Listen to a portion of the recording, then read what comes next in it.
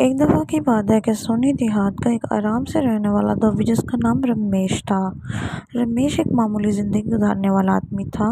رمیش اپنی بیوی میرا کے ساتھ اور اپنے دونوں بچے ارجن اور پریا کے ساتھ وہیں رہتا تھا۔ رمیش کا دل اس کی بھرمار ویسے ہی بڑی تھی جیسے اس کی گاؤں کی کھیتوں کی سرسبزی۔ رمیش ایک دھوبی تھا اور اس کی کمائی کا ذریعہ یہی تھا۔ رمیش صبح فجر کے وقت سے کام پر نکلتا، گاؤں والوں کے کپڑے اکٹھے کرتا اور انہیں ندی کے کنارے لے جاتا اور اپنے مضبوط ہاتھوں اور پر بھرپور دل سے وہ کپڑوں کو دھوتا اور انہیں بہت سے طریقوں سے سکھاتا تھا۔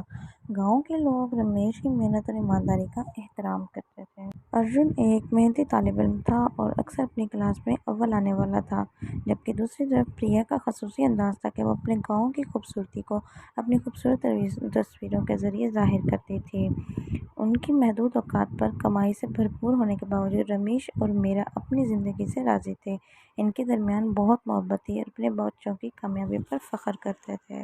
ایک خوبصورت صبح جب رمیش ندی کنارے کپڑے دھو رہا تھا، اس نے ایک اچانک سنگین خبر سنی کہ ایک سرکس کرنے والا گروہ گاؤں میں آ رہا ہے، جس کے اندر اجنبی حیوانات، دلچسپ ایکروبیٹکس اور جادوئی پرفارمنس شامل تھیں۔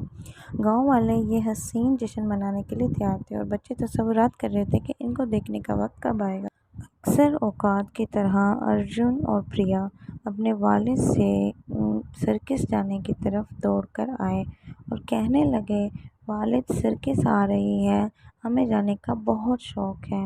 ارجن نے بہت زیادہ شور کیا کہ مجھے سرکس پر جانا ہے اور اپنے والد کو بہت فورس کیا۔ اسی طرح تمام گاؤں والوں بھی جمع ہو رہے تھے۔